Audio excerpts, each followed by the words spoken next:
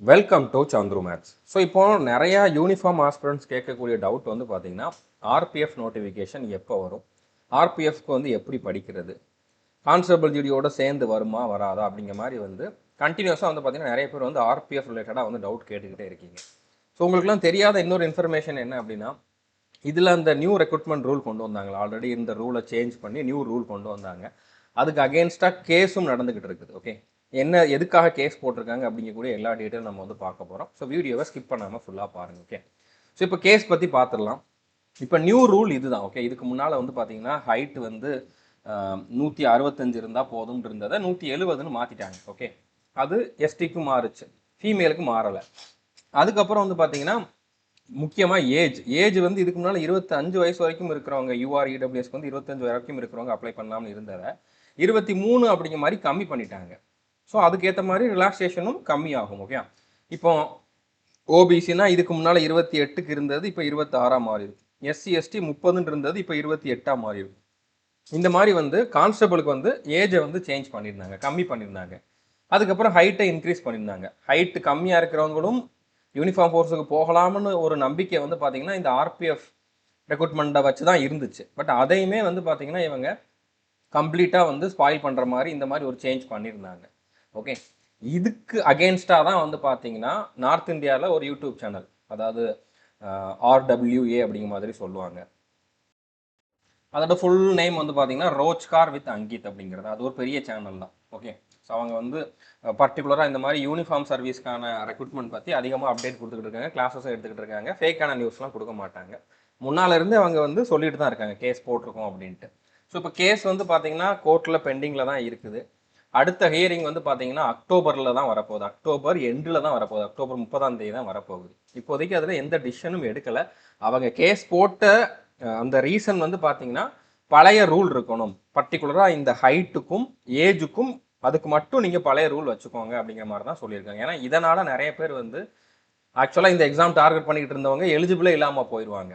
அதனால் நீங்கள் இதை மட்டும் சேஞ்ச் பண்ணிடுங்க, மற்றபடி வேறு எந்த இதுக்குமே அவங்க வந்து அகேன்ஸ்டாக இல்லை. ஓகே, ஸோ இந்த ரெக்ரூட்மெண்ட் வந்து எஸ்எஸ்சிலேருந்து தான் வரப்போகுது. அது கன்ஃபார்ம் தான், அது 100% கன்ஃபார்ம் தான்.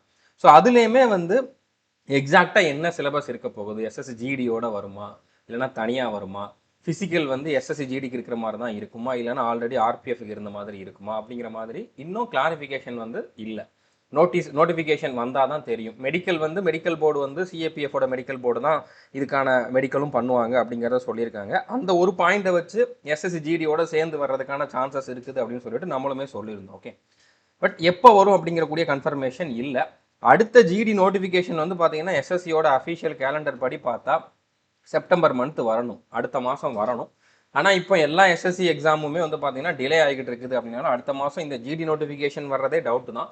அப்படி வந்தாலும் இது கூட ஆர்பிஎஃப் வருமா அப்படிங்கிறதுமே வந்து டவுட்டு தான். ஏன்னா இதில் கேலண்டரில் அவங்க வந்து மென்ஷன் பண்ணியிருக்கிறதுல வந்து சிஏபிஎஃப், என்ஐஏ, எஸ்எஸ்எஃப், அஸ்ஸாம் ரைஃபிள்ஸ்னு மென்ஷன் பண்ணியிருக்காங்களே தவிர இதில் ஆர்பிஎஃப் மென்ஷன் பண்ணலை. ஓகே, மென்ஷன் பண்ணலைன்னா கண்டிப்பாக வராதுன்ட்டு இல்லை, வர்றதுக்கு சான்ஸ் இருக்குது. ஸோ சேர்ந்தும் வரலாம், தனியாக ஆர்பிஎஃப் நோட்டிஃபிகேஷனும் வரலாம். ஓகே, இந்த நோட்டிஃபிகேஷன் கூட சேர்ந்தும் வரலாம். இப்போ கேஸ் ஹியரிங் வந்து பார்த்தீங்கன்னா அக்டோபர் எண்டில் தான் சொன்னேன். அக்டோபர் 30 தான் இதுக்கான ஹியரிங் வரப்போகுது. பட் செப்டம்பரில் நோட்டிஃபிகேஷன் வந்துருச்சுன்னா இந்த கேஸ் பெண்டிங்கில் இருக்கிறனால நோட்டிஃபிகேஷன் டிலே ஆகுமோ அப்படின்னா இது பாதிக்கவே செய்யாது. ஓகே, அந்த கேஸ் வந்து இந்த நோட்டிஃபிகேஷன் ரிலீஸ் ஆகிறத பாதிக்கவே செய்யாது. ஏன்னா அவங்க ஸ்டேலாம் வாங்கலை. இந்த மாதிரி புது சேஞ்ச் கொண்டு வந்ததை இந்த இதை மட்டும் நீங்கள் சேஞ்ச் பண்ணாதீங்க, பழைய மாதிரியே இருக்கட்டும் அப்படிங்கிற மாதிரி தான் சொல்லியிருக்காங்களே தவிர அது வரைக்கும் நீங்கள் வந்து நோட்டிஃபிகேஷனே ரிலீஸ் பண்ணக்கூடாது அப்படிங்கிற மாதிரிலாம் எதுவுமே பண்ணலை. ஓகே, ஸோ நோட்டிஃபிகேஷன் வந்துருச்சு, அது இப்போ நியூ ரூலை வச்சு வந்துருச்சுன்னா ஒன்றுமே பண்ண முடியாது தான். ஓகே, அதுக்கப்புறம் கோர்ட்டில் வந்து தீர்ப்பு வந்துச்சுன்னா அதுக்கப்புறம் அவங்க வந்து கரெக்ஷன் பண்ணி அமெண்ட்மெண்ட் பண்ணி இல்லைன்னா அடுத்த ரெக்ரூட்மெண்ட்லேருந்து இந்த பழைய ரூலே இருக்கும் அப்படிங்கிற மாதிரி சொல்கிறதுக்கும் வாய்ப்பு இருக்குது. இப்போதைக்கு கன்ஃபார்மாக சொல்ல முடியாது. பட் இந்த மாதிரி ஒரு அப்டேட் இருக்குது அப்படிங்கிறத நீங்கள் தெரிஞ்சுக்கோங்க. ஸோ நோட்டிஃபிகேஷன் இந்த வருஷம் வர்றதுக்கான சான்சஸ் அதிகமாக இருக்குது. ஆனால் ஜிடியோட தான் சேர்ந்து வருமா தனியாக வருமா அப்படிங்கிறது தெரியலை. எக்ஸாம் பேட்டர்ன் எஸ்எஸ்சியோட பேட்டர்னில் இருக்குமா இல்லைனா ஆல்ரெடி இருந்த பேட்டர்னில் இருக்குமா அப்படிங்கிறதும் தெரியலை. ஃபிசிக்கல் எஸ்எஸ்சி ஜிடிக்குள்ள மாதிரி இருக்குமா இல்லைனா ஆல்ரெடி ஆர்பிஎஃப் இருந்த மாதிரி இருக்குமா அப்படிங்கிறதும் கன்ஃபார்மாக தெரியலை. இது எல்லாமே நோட்டிஃபிகேஷன் வந்தால் தான் தெரியும். நோட்டிஃபிகேஷனும் எப்போ வரும் அப்படிங்கிறது யாருக்குமே தெரியாது. யாராச்சும் சும்மா சொல்கிறாங்க அப்படின்னா சும்மா தான் சொல்கிறாங்க. ஓகே, அவங்களுக்குமே வந்து கன்ஃபார்மான நியூஸ்லாம் யாருமே கொடுத்துருக்கிறதுக்கு வாய்ப்பு இல்லை. ஏன்னா யாருக்கிட்டேயுமே இந்த நியூஸே இல்லை. ஓகே, ஸோ அதனால் ரிப்பீட்டடாக கேட்டுக்கிட்டு இருக்கீங்க, அதனால தான் நான் இந்த அப்டேட் கொடுத்தேன். ஸோ இதில் முக்கியமாக நீங்கள் கவனிக்க வேண்டியது என்னென்னா, ஜிடி நோட்டிஃபிகேஷன் 100% வரும். எஸ்எஸ்சியோட கேலண்டரில் கொடுத்துருக்காங்க. டிலே ஆனாலும் கண்டிப்பாக 100% வரும். அதுக்கு நீங்கள் படிங்க. ஒருவேளை ஜிடியோட சேர்ந்து வந்துருச்சு, ஜிடியோட சிலபஸ் அப்படின்னா நீங்கள் வந்து ஆர்பிஎஃப்க்கும் சேர்த்து படித்த மாதிரி ஆயிடும். இல்லாட்டியுமே எக்ஸாமில் வந்து எஸ்எஸ்சி ஜிடியில் இங்கிலீஷ் இருக்கும், ஆர்பிஎஃப்ல இங்கிலீஷ் இருக்காது. அந்த ஒரே ஒரு சேஞ்ச் மட்டும்தான் வித்தியாசம். ஓகே, ஸோ அப்படினால நீங்கள் வந்து ஜிடிக்கு படிக்கிறனால 100% நீங்கள் ஆர்பிஎஃப்க்கும் சேர்த்து படித்த மாதிரி தான் இருக்கும். அதனால் நீங்கள் ஜிடிக்கு எலிஜிபிளாக இருக்கீங்க அப்படின்னா இதுக்கு படிக்க ஆரம்பிச்சிருங்க. இது வரைக்கும் படிக்கல அப்படின்னா படிக்க ஆரம்பிச்சிருங்க.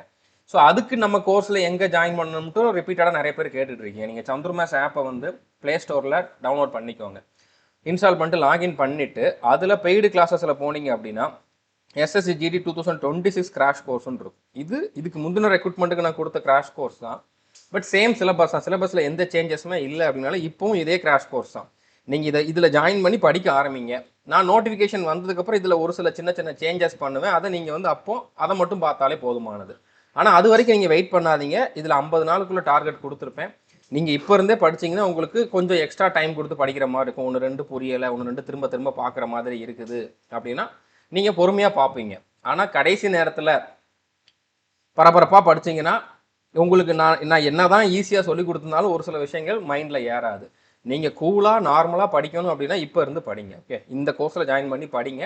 செக்ஷனல் டைமிங் எஸ்எஸ்சி ஜிடிக்கு வர்றதுக்கும் 100% சான்சஸ் இருக்குது. சான்சஸ்ன்னு இல்லை, 100% வரும். ஓகே, ஸோ அதுக்கு என்ன பண்ணலாம் அப்படிங்கிறது எல்லாமே நான் வந்து பிளான் பண்ணிக்கிட்டு தான் இருக்கேன். அதுக்கான மெட்டீரியல் ரெடி பண்ணிக்கிட்டு தான் இருக்கேன். ஓகே, சைடில் நான் எஸ்எஸ்சி ஜிடிக்குமே ஒர்க் பண்ணிட்டு தான் இருக்கேன். நோட்டிஃபிகேஷன் வர்ற டைமில் என்னென்ன பண்ண போகிறோம் அப்படிங்கிறத நான் சொல்லுவேன். பட் அதனால் நீங்கள் இதில் படித்ததெல்லாம் வேஸ்ட் ஆயிரும் அப்படிங்கிற மாதிரி இல்லை. கண்டிப்பாக இதில் படித்ததை தான் நான் திரும்பவும் டீச் பண்ணுவேன். கொஞ்சம் இந்த செக்ஷனல் டைமிங்க்கு ஏற்ற மாதிரி அதில் சின்ன சின்ன மாடிஃபிகேஷன்ஸ் பண்ணியிருப்பேன். அதனால படித்தவங்களுக்கு பெரிய அட்வான்டேஜ் இருக்குது. ஆல்ரெடி இந்த கோர்ஸை படித்தவங்களுக்கு கண்டிப்பாக அட்வான்டேஜ் இருக்குது. ஸோ நீங்கள் இதை வந்து கண்டிப்பாக இதில் ஜாயின் பண்ணி படித்தாலே போதும். இதில் வந்து நீங்கள் ஓப்பன் பண்ணிட்டு பை நவ் கொடுத்துட்டு 499 ரூபா பே பண்ணிங்க அப்படின்னா 1 இயர் இதில் வேலிடிட்டி உண்டு. இதில் டெய்லி என்ன படிக்கணுமோ தனித்தனியாக வந்து ஃபோல்டர் கொடுத்துருப்பேன். கோர்ஸில் ஜாயின் பண்ணதுக்கப்புறம் மேலே கண்டென்ட்னு ஒரு ஆப்ஷன் இருக்கும். ஓகே, அதை கிளிக் பண்ணிங்கன்னா தான் உங்களுக்கு அந்த ஃபோல்டர் வரும். அந்த இதில் வந்து டெய்லி டார்கெட் இருக்கும். அதில் ஒவ்வொரு நாளும் டே 1 டே 2ன்னு தனித்தனி ஃபோல்டராகவே கொடுத்துருப்பேன். நீங்கள் அந்த ஃபோல்டரை ஒவ்வொரு நாளும் கம்ப்ளீட் பண்ணிக்கிட்டே வாங்க, போதுமானது. ஆர்பிஎஃப் வந்தாலும் இதை நீங்கள் ஃபாலோ பண்ணுங்கள். ஆர்பிஎஃப் வரலாட்டையும் எஸ்எஸ்சி ஜிடிக்கு இதை நீங்கள் ஃபாலோ பண்ணுங்கள். ஓகே, ஸோ புரிஞ்சிருக்குன்னு நினைக்கிறேன். முடிஞ்சளவு இந்த வீடியோவை ஷேர் பண்ணுங்கள். இது வரைக்கும் நம்ம சேனலை நீங்கள் சப்ஸ்கிரைப் பண்ணலை அப்படின்னா சப்ஸ்கிரைப் பண்ணிவிட்டு பெல் ஐக்கானை கிளிக் பண்ணி வச்சுக்கோங்க.